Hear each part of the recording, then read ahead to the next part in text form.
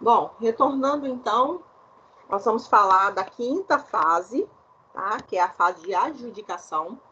Como eu disse para você, essas fases que nós estamos estudando, nesta ordem, são aplicadas aí as modalidades de licitação, concorrência, tomada de preços, leilão e convite, tá? A gente vai ver daqui a pouco que no pregão não se enquadra nessas fases, nessa ordem, tá bom? Bom, então a gente viu que se nenhuma das situações de revogação ou de anulação acontecerem, o certame ele tem que ser concluído, né? Ele vai ser homologado e vai ser encaminhado para a fase de adjudicação. Essa fase de adjudicação é a fase que encerra o procedimento de licitação, é a quinta fase, tá bom? E é aqui que o poder público ele entrega para a proposta vencedora, né? Para a proposta vencedora, para o vencedor, para a empresa vencedora, o objeto da licitação. É o que está aí no artigo 43, inciso 6, que a gente viu. Essa etapa, ela traz praticamente 3 efeitos. Quando essa etapa acontece, quando chega nessa fase, nessa etapa, 3 coisas acontecem a partir delas. A gente já viu, inclusive, mas eu vou revisar isso, a gente viu na última aula. A primeira dela é que há uma liberação dos licitantes que foram vencidos com as propostas apresentadas. Então, veja bem, aqueles licitantes que estavam participando da licitação e que perderam, agora eles estão desvinculados, tá? Eles não têm obrigação de cumprir nada com a administração pública, de manter proposta nenhuma e nada, porque eles já foram eliminados. Então, há uma liberação dos licitantes vencidos. É o primeiro efeito. O segundo é que obriga a administração, se pretender contratar, que o faça apenas com licitante vencedor. A gente viu na aula passada que o licitante vencedor tem uma expectativa de direito. Eu não tenho um direito adquirido à contratação com a administração pública. O que você acabou de ver comigo, que a administração pode revogar, inclusive, por conveniência e oportunidade do interesse público. Então, essa segunda fase diz o seguinte, mesmo ele não tendo um direito adquirido, se a administração pública, se ela for contratar, tem que ser com ele, tem que ser com o vencedor, tá? E outra coisa, que o terceiro efeito que nós temos aí nessa fase é que é gerada, né, com a adjudicação, é a necessidade do licitante manter os termos da proposta por ele apresentada durante 60 dias, a contar da data da entrega, sob pena de sanções. Então, a gente também já conversou isso na aula passada. A partir do momento em que a minha empresa ganha licitação, eu fico vinculado à proposta que eu apresentei, que a minha empresa apresentou, durante 60 dias. Eu tenho que manter. Então, fica aguardando a administração pública a me chamar para assinar um contrato administrativo e eu tenho que manter as condições por 60 dias, tá certo? Sob pena de sanções. Um colega de vocês, de outra turma, me perguntou, Giovana, então você está querendo dizer que o licitante vencedor pode não querer assinar um contrato? Olha só. Ele pode, então, não assinar? Poder não assinar? Ele pode. Olha, eu ganhei a licitação, mas eu não tenho condições hoje, eu pensei melhor, eu não tenho condições de contratar com a administração pública. Poder você pode, agora você esteja preparado para arcar com as sanções que estão lá no edital e na Lei 8.666, tá? Então, o artigo 64, parágrafo 3º, que a gente já conversou nessa última aula, fala da responsabilização. Decorridos 60 dias da data da entrega das propostas, sem convocação para contratação, ficam os licitantes liberados. Durante 60 dias eu ainda estou amarrada, tá? Então, se a contratação, da mesma forma, né, que a contratação for feita além dos 60 dias, o licitante não ficará obrigado a manter os termos da proposta. E ele não pode ser penalizado, obviamente, né? Outra coisa que você tem que saber é que não pode haver alteração dessas fases. Essas fases que a gente estudou até a adjudicação, certo? Essas 5 fases, que vai da publicação do edital, a habilitação, a classificação, o julgamento, a homologação e a adjudicação, são 5 fases que têm que obedecer sucessivamente essa ordem que a gente falou, tá certo? Se isso houver uma inversão, essa licitação ela é nula, tá? Não pode ocorrer. Agora a gente vai ver que na modalidade de pregão, que é regido por uma lei específica, né, que é a lei 10.502, né, 10.520 de 2002, ela tem fases diferentes, tem umas variantes dessa fase, tá? Em relação ao regime diferenciado de contratação também. Então, a gente vai ver agora, nós vamos entrar agora em pregão, tá? Para você ver a diferença de um e outro. Então, vamos lá. Doutora. Oi. Pode falar, Débora. Tá baixinho, não tô te ouvindo. Oi? Deixa eu falar mais alto. Pode o município ou o estado? Tá ouvindo, não? Oi? Tá Pode o estado ou município? Pode o estado ou município? Isso. Acrescentar em lei alguma outra fase? Acrescentar em lei alguma outra fase? Sim, olha Isso. só. Sim, o que pode acontecer? Vamos relembrar a última aula nossa. A gente disse o seguinte, que a administração pública não pode, lembra, o administrador do público, ele não pode criar uma nova modalidade, nem alterar as fases da licitação. Mas a lei pode. Então, um projeto de lei aprovado, né, pela Casa Legislativa, alterando, por exemplo, um artigo da Lei 8.666 é perfeitamente possível. Então, se quiserem incluir uma nova fase da licitação, uma outra fase, vai ter que haver uma lei alterando a Lei 8.666 para acrescentar o artigo tal que vai trazer a nova fase. Então, o legislador pode, o administrador não. Então, através de uma alteração da lei, sim, seria possível. Tá? Tudo bem? Sim. Bom, vamos entrar então em pregão, se vocês não tiverem nenhuma dúvida até aqui. Olha só, esse material, ele é um material mais antigo, ele é anterior a 2019, então tem alguns decretos aqui, por isso que eu não disponibilizei ele para vocês. Tem alguns decretos aqui que já tiveram decretos posteriores, tá? Então eu vou falando aqui para vocês a alteração. Como ele está salvo em PDF, na época eu não salvei em Word, eu não sei, não tem como alterá-lo. Mas o material de apoio de vocês está lá na pré-aula 11, que é aquela apostila gigante que eu coloquei lá para vocês. Tem mais de 80 páginas de licitação. Lá está mais completo, tá certo? Aqui é só para eu ir direcionando a aula, para você ir acompanhando na tela comigo, né? Então, só para te manter atualizado, eu vou te falando aqui os decretos mais novos que surgiram depois desse material aí, tá bom? Só para você saber. Bom, o pregão, ele foi uma modalidade criada pela Lei 10.520. Essa lei, ela foi convertida, né, porque existia uma MP em 2000 e essa MP foi convertida em lei, tá bom? Ela é aplicável, essa modalidade de pregão, ela é aplicável tanto a bens ou serviços que a gente chama comuns, tá? Nós vamos ver o que é isso. Essa lei, ela veio para desburocratizar o procedimento licitatório. A ideia de criação dessa lei foi uma simplificação para que se obtivessem uns resultados melhores, tendo em vista o interesse público, tá?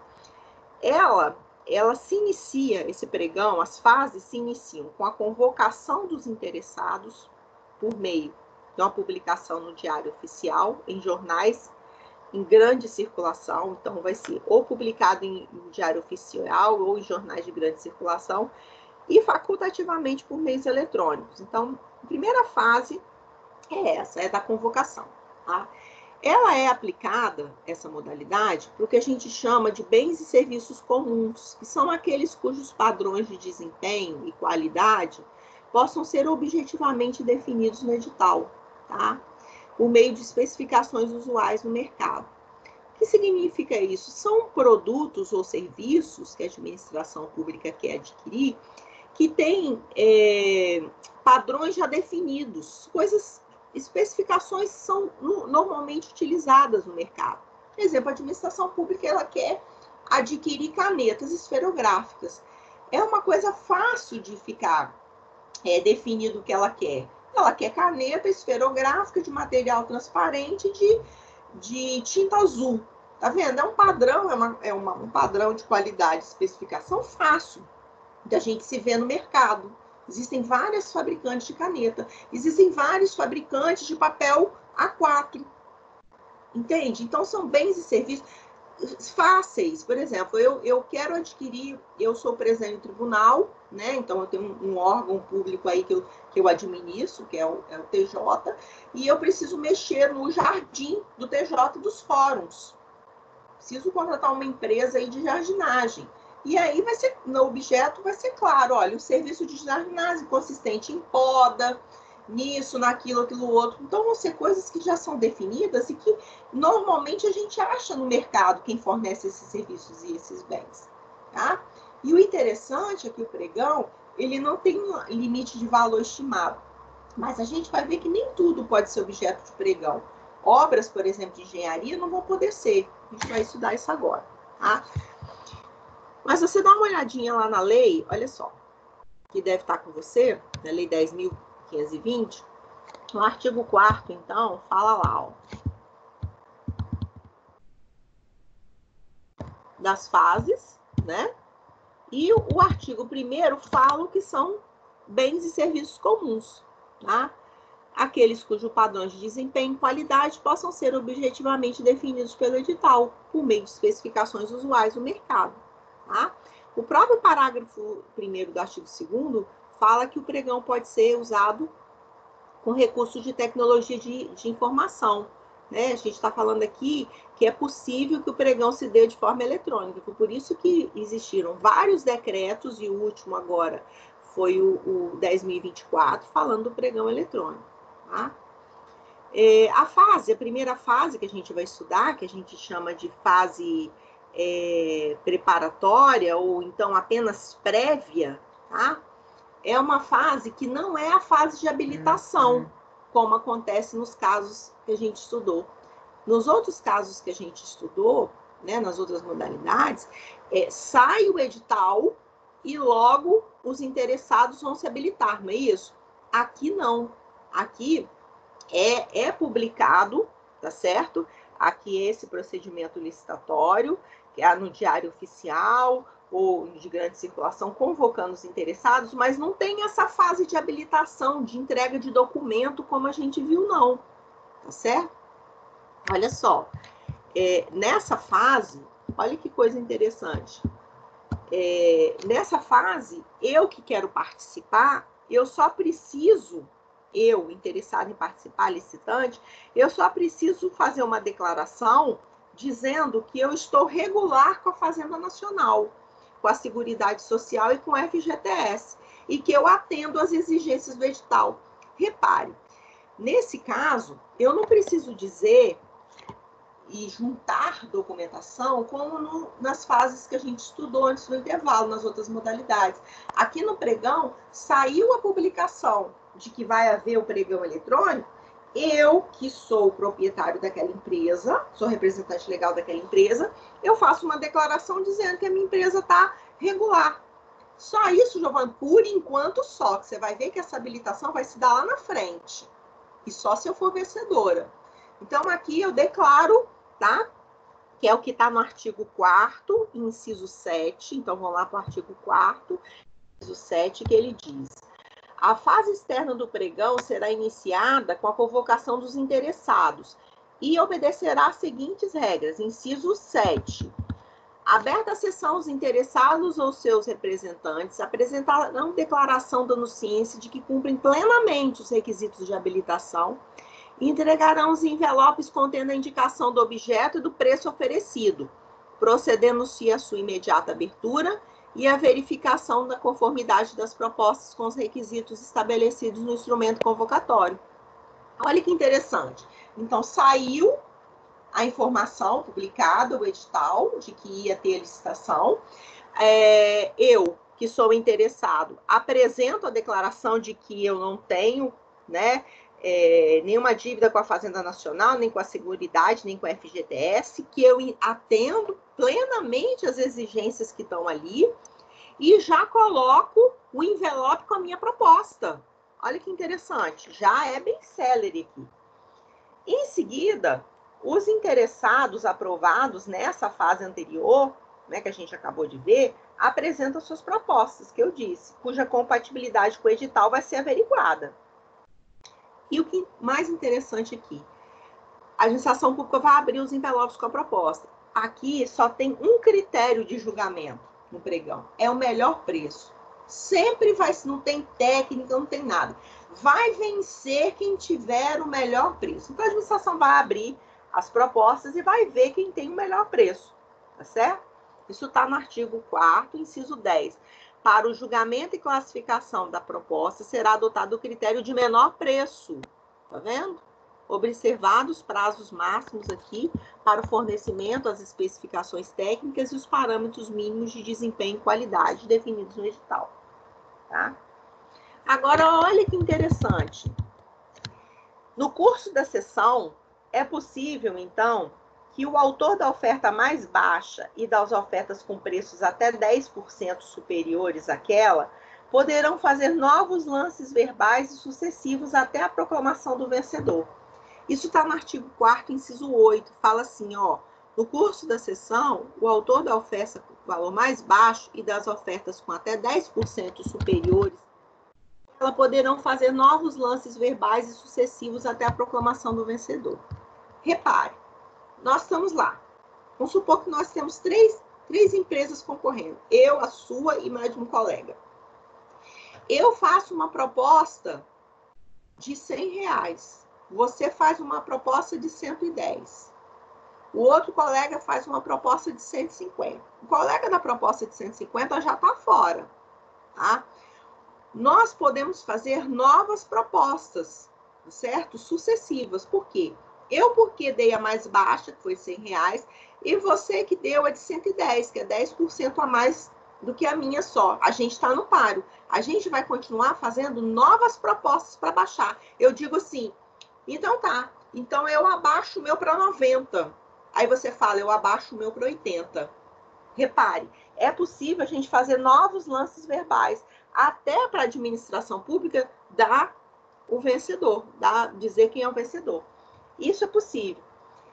Só que não havendo pelo menos 3 ofertas nessas condições, poderão os autores das 3 melhores oferecer novos lances de novo, até a proclamação. Então, se a administração pública não tiver 3 finalistas, pode abrir de novo os novos lances. Isso é o que está escrito no inciso 9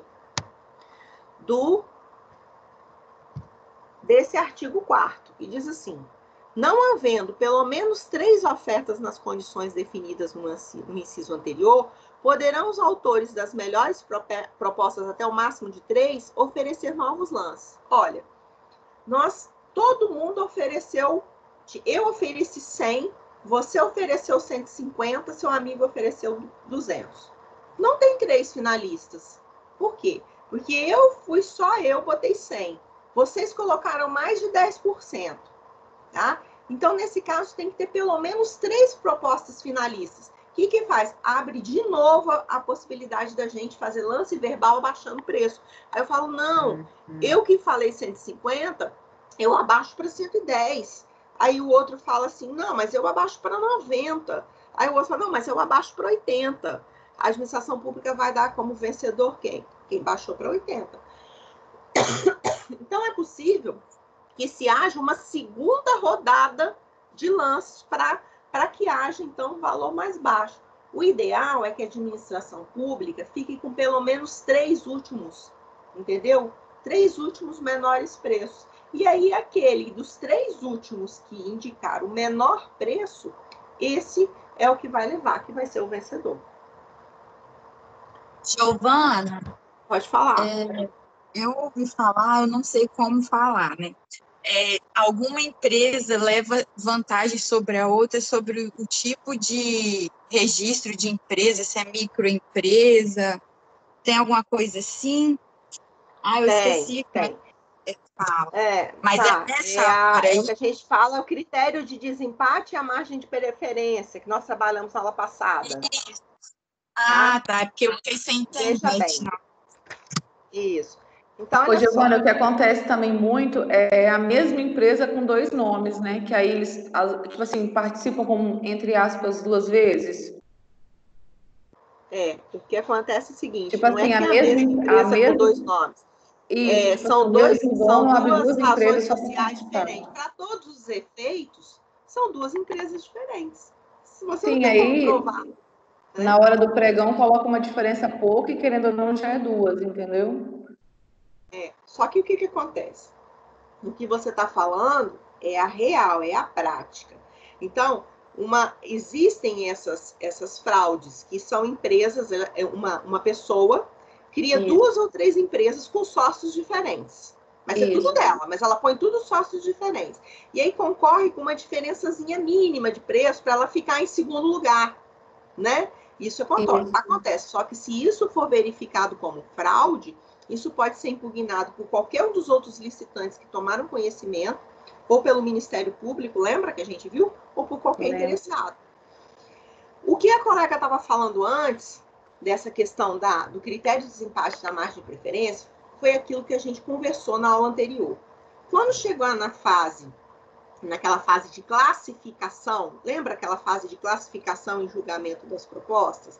Então, naquele momento, as margens de preferência e os critérios de desempate vão ser levados em consideração. Por quê? Quem preenche aqueles requisitos, né? Produtos fabricados no Brasil, né? O segundo, por empresas brasileiras, que tem tecnologia aqui no país, investe em tecnologia no país, lembra? Que tem um quadro de pessoal de vagas destinadas a deficientes, pessoas com deficiências, necessidades especiais. Então, naquele momento da classificação, colega, é ali que vai haver os critérios de desempate e as margens de preferência, se for microempresa, se for pequena empresa. Exatamente foi aquilo que a gente trabalhou na aula anterior. Oi, Ana Paula? Então, é na hora de habilitar, ser habilitado. Então, veja bem, na fase de habilitação, eu vou juntar essa documentação, não vou? Minha empresa vai juntar a documentação de que ela é empresa de pequeno porte ou ela é uma microempresa, não é? Por quê? Porque na fase de classificação, a minha empresa sai na frente. Não é isso? Então, quando ela já vai classificada na frente, ela já vai com uma margem de preferência, com critério de desempate ali, certo? Tudo bem?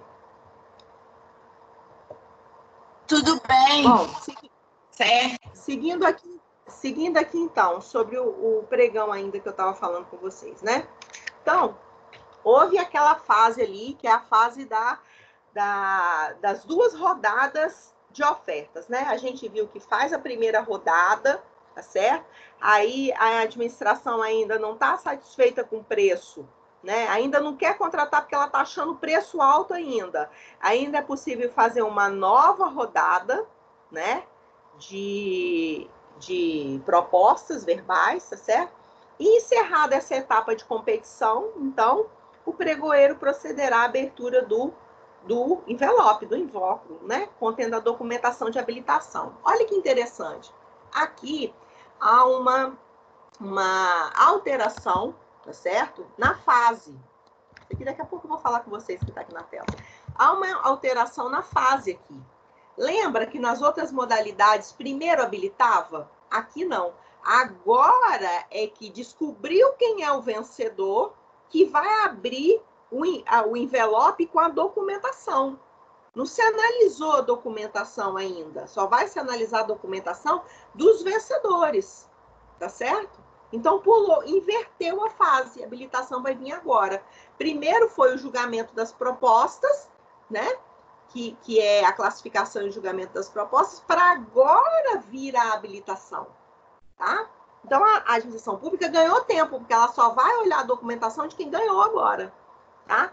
Então, encerrada essa etapa, vai ser aberto os documentos de habilitação, né? Do responsável da proposta vencedora, para verificar se ele atende as condições que estão fixadas no edital.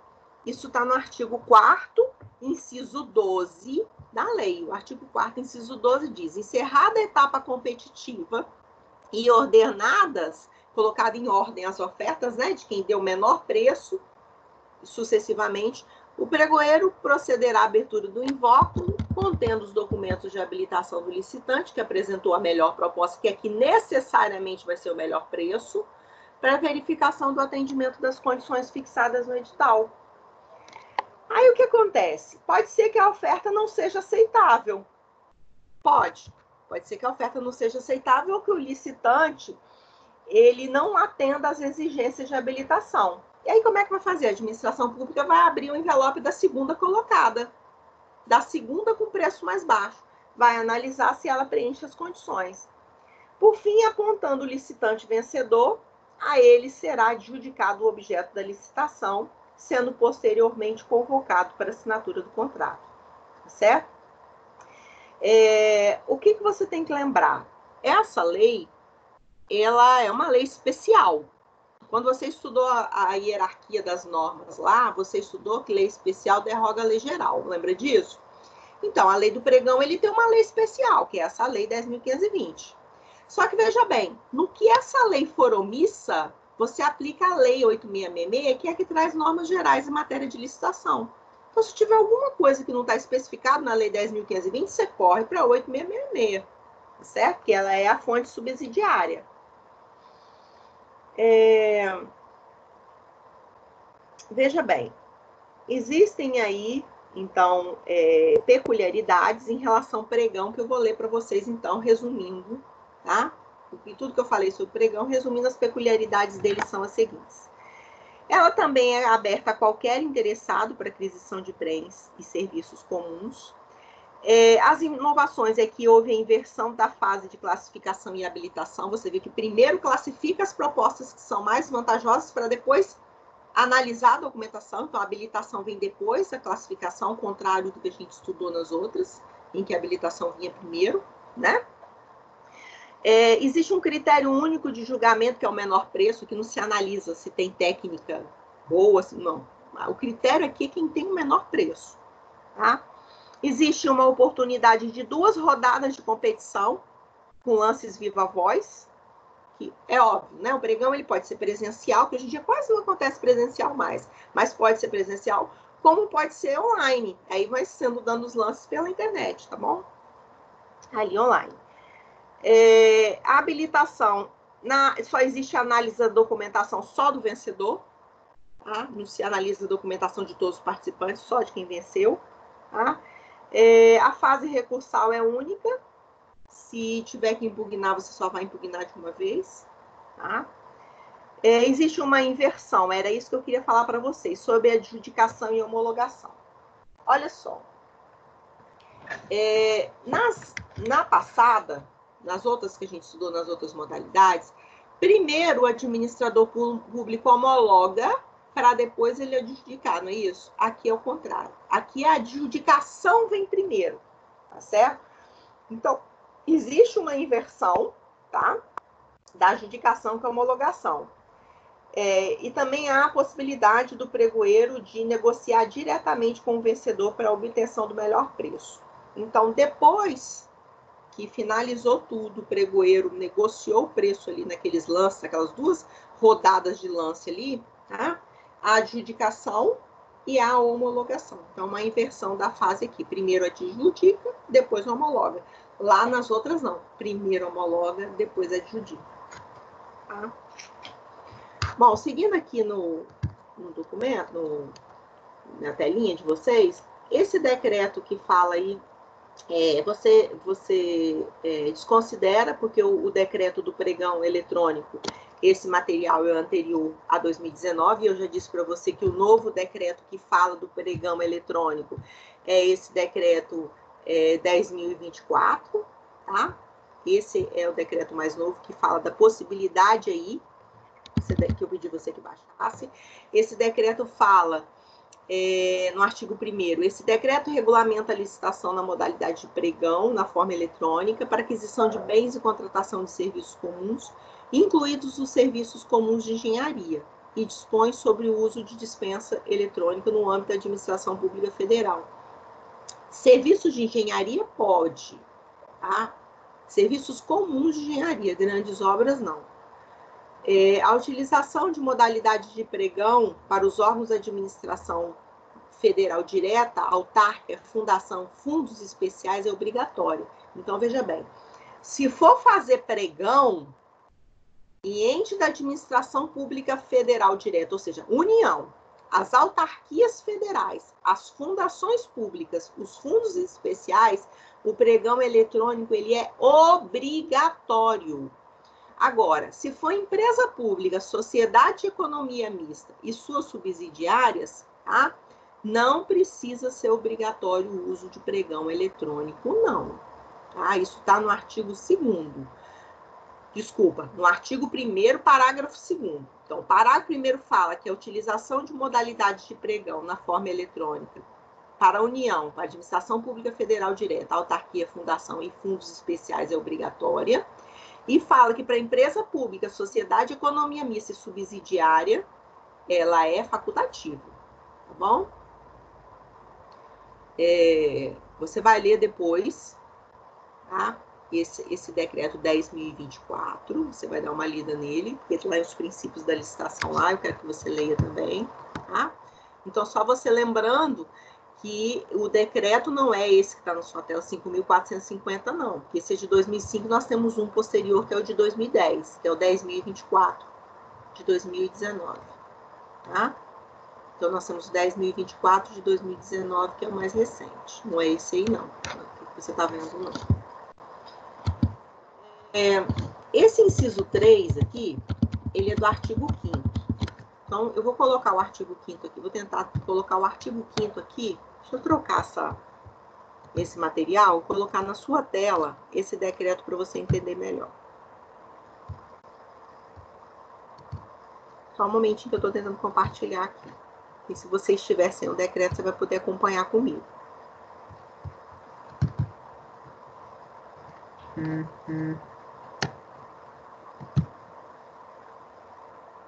Vê se aparece o decreto aí 10.024 de 2019 na sua tela. Olha só, esse decreto, que é o que eu estou falando, que fala do pregão eletrônico, que é o mais recente, é o de 2019, ele fala assim, olha o artigo 4º. O artigo 4º, tá aparecendo aí na telinha de vocês, amores? Ana Paula? Tá sim. Tá? Então tá. Tudo bem? Minha tela tá preta. Hã? A minha minha também tela tá preta, tem mas eu acho que é aparecendo internet. só vocês. Ó, A internet tá meio... não sei se está aparecendo ou não tá, mas você vai baixar depois, eu vou lendo aqui para você acompanhar enquanto isso. Esse decreto, no artigo 4º, ele fala das vedações do pregão eletrônico, ou seja, o pregão eletrônico não se aplica. Artigo 4º, o pregão na forma eletrônica não se aplica a contratações de obras, locações imobiliárias e alienações, e bens e serviços especiais, incluídos os serviços de engenharia, que estão enquadrados no inciso 3 do caput do artigo 3º. Veja bem, obras, engenharias de grande vulto, locação imobiliária, venda, tá? Isso não se enquadra por pregão eletrônico. Tá? São as vedações que estão no artigo 4º. E aí, ele vem falando que existe ali uma forma de você participar através de um site do governo, tá? O artigo 6º fala das etapas, tá? E o artigo 8º, ele fala dos processos de pregão, né? Os documentos que são exigidos, certo? Esse artigo, esse inciso 3, que você está vendo na sua telinha aí, ele se refere ao artigo 5º, tá? O artigo 5º da Lei 10.520. O artigo que estava na sua tela, né? Deixa eu colocar ele de volta. Porque é ruim ele ficar trocando aqui toda hora, né? Deixa eu voltar lá para aquela tela para você entender.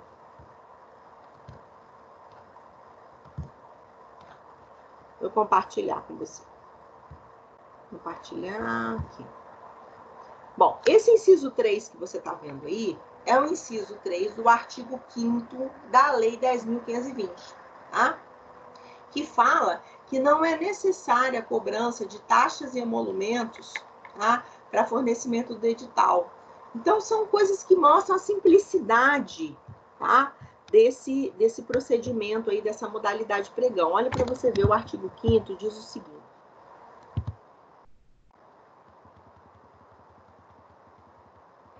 A exigência de garantia de proposta, aquisição do edital pelos licitantes como condição para participar do certame, pagamento de taxas e emolumentos, salvos referentes ao fornecimento do edital, que não serão superiores ao custo da reprodução gráfica. Olha, isso aqui a gente fala do pregão físico, né? Por presencial, melhor dizendo. Porque o eletrônico, você já não teria que ter xerox de nada na sua mão, né? Se você tivesse que adquirir o edital, você não adquiria através de xerox, porque ele é eletrônico, ele estaria disponível no site para você, né? Só para mostrar que existe uma simplicidade em relação a não ter cobrança, tá bom? O prazo de validade das propostas no pregão é o mesmo que a gente estudou para as outras modalidades, é 60 dias, tá certo? Então, quem fez a proposta vencedora vai ter que segurar essa proposta aí por 60 dias, tá? E as fases, como a gente já viu, estou só passando aqui para vocês verem, a preparatória, né? Está no artigo 3º, a externa que a gente já estudou a 4ª, só para você saber. A gente já falou, prazo de validade nós também já conversamos. E existem... Só um minutinho, por favor.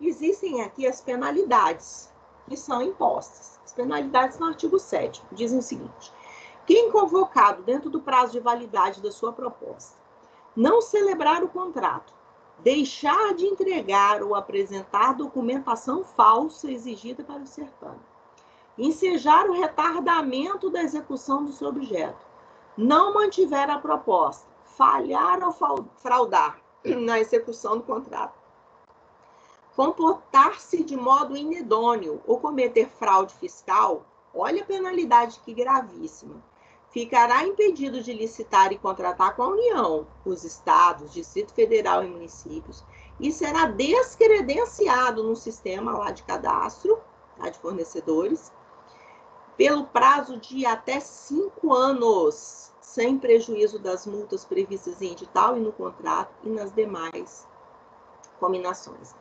Então, quando um colega perguntou assim, Giovana, então eu tenho que manter a proposta por 60 dias, depois disso eu estou desobrigado, sim. E se eu não quiser contratar?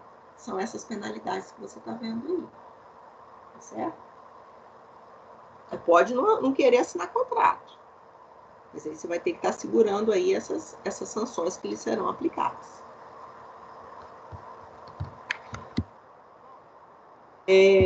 Já falei que se subsidiariamente a gente aplica a Lei 8.666, né? Já falamos sobre isso. Isso aqui eu vou pular. Uma coisa também que é chamado de sistema de registro de preços. Bom, então acabamos aqui o pregão.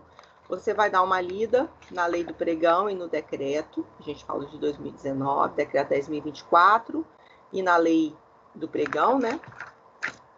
A lei 10.520. E agora a gente vai falar de uma coisa que não é tratada, o sistema de registro de preços, embora ele é tratado como modalidade de licitação, ele não aparece no rol, tá, da Lei 8.666 como sendo uma das modalidades de licitação. Mas ele o é, porque o artigo 15 fala: as compras, sempre que possível, deverão ser processadas através de um sistema de registro de preço. O que significa? Que a administração pública, tá? E nós temos um conceito do Heliópolis Meirelles que fala que esse sistema, É um sistema pelo qual os interessados em fornecer materiais, equipamentos ou gêneros ao poder público concordam em manter os valores que estão registrados no órgão competente por um determinado período e a fornecer as quantidades solicitadas pela administração no prazo previamente estabelecido. Então, a minha empresa que quer estar sempre contratando, participando de licitação, existe um banco de dados, um sistema de compras que tem registro de preços. Tá? Então, se eu quero participar de licitações para venda de determinado produto meu, material, equipamentos, eu tenho que saber quais são os preços que estão registrados, que a administração pública está disposta a pagar. Tá certo? Essa modalidade ela se aplica para compras realizadas, então, para que se obtenha maior eficiência. Sempre que possível, a administração pública promoverá um sistema prévio de registro de preços. Tá? Esses preços será procedido de concorrência, podendo ser impugnado por qualquer cidadão. Tá? Esse registro de preço ele tem validade de um prazo não superior a 1 ano. Então, se eu quero participar de uma licitação, eu vou deixar consignado qual é o preço, né, do meu serviço, do meu equipamento, do material, para que isso fique registrado. E eu vou ter que manter esse preço durante 1 ano, né? Então, se eu quero concorrer a essa licitação, eu tenho que estar ciente disso, tá? Então, é uma modalidade, sim, de licitação. Esses preços registrados aí tem um valor, eu tenho um prazo não superior a 1 ano, porque depois disso fica defasado, né? E deve ser sempre dado ampla publicidade em relação a todas as compras que são realizadas dessa forma, tá? Vamos lá ver o que diz o artigo 15 e o artigo 16 da Lei 8.666. Vamos lá. O artigo 15, deixa eu olhar aqui, deixa eu ver que foi até mudada a redação. As compras, sempre que possível, né, devem atender o princípio lá da padronização. Inciso 2, ser processadas através de um sistema de registros de preços. Tá?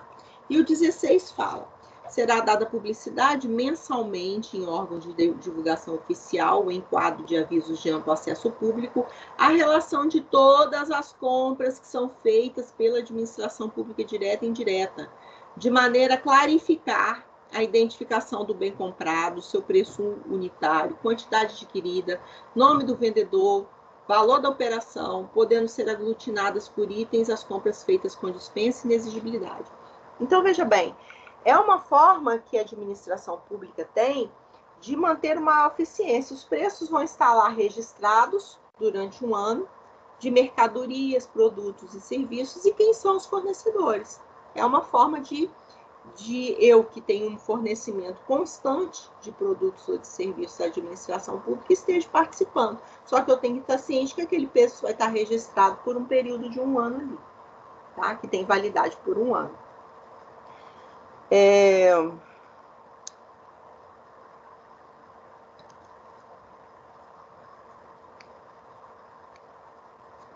Deixa eu ver o que mais.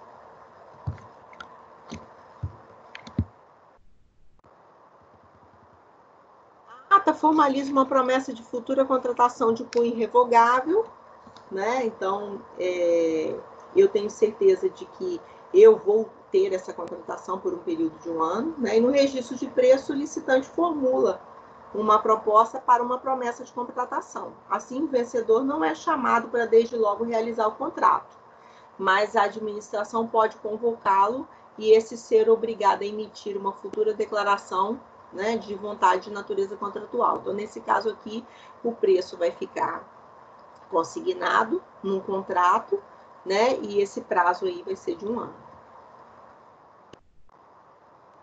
A data de registro de preço é válida por 1 ano e os fornecedores estão obrigados a manter os preços ofertados pelo mesmo prazo, contado a partir da data de apresentação das propostas.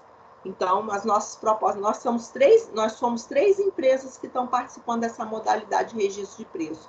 Nós vamos fornecer ali, né, a informação dos preços dos nossos produtos e serviços, né? E a gente tem que saber que nós estamos vinculados com esse preço não pelo prazo de 60 dias, como a gente vinha falando nas outras modalidades, mas nós vamos ficar vinculados aí durante um ano com a proposta que a gente apresentou, tá? É claro que se existe a exceção, como tudo em lei, né? Que nos casos em que se sobrevenha um aumento excessivo no mercado de preços registrados. É claro, né? Se houver aí uma causa superveniente que eleve absurdamente, aí, claro, vai poder haver a revisão. Mas a regra é que nós vamos nos cadastrar, né? Cadastrar a nossa empresa, para ela participar aí ficar registrado os nossos preços, então vai ter o nome das nossas empresas, os preços que a gente fornece o nosso serviço, o nosso equipamento, as nossas mercadorias, e nós vamos ficar vinculados aí durante um ano, podendo a administração contratar com a gente no prazo de um ano. Tá?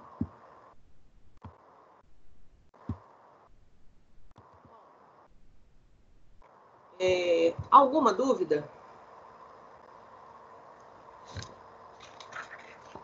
Tudo bem até aqui? Tudo bem, professora. Bom, gente, se vocês não tiverem nenhuma dúvida, eu estou finalizando, então, a aula de hoje com licitações, tá? E eu peço a vocês que deem uma olhadinha naquela apostila que eu coloquei na pré-aula 11, tá bom? Eu preciso que vocês leiam licitações que tá ali, tá certo? Porque quando a gente tiver a nossa oficial, é óbvio que cairá licitações, né? Cairá licitações, cairá tudo aquilo que não caiu no oficial 1. Né? Então, licitação é uma matéria extensa, a gente já conversou sobre isso. Né? Eu preciso que você leia as leis. Essa matéria é chapa batida, é texto de lei batido, né? Não tem aí interpretação doutrinária, jurisprudencial, não tem nada disso. É bater texto de lei mesmo. Tá atento às alterações da lei. Tá bom? Se vocês não tiverem mais nada, eu vou encerrando a aula de hoje, desejando a vocês aí uma semana abençoada, de estudos, de trabalho para quem está trabalhando, tá bom? E a gente se vê semana que vem. Tudo bem? Posso encerrar a aula? Sim, tranquilo. Fiquem com Deus, tá bom? Até a semana que vem. Beijão. Show.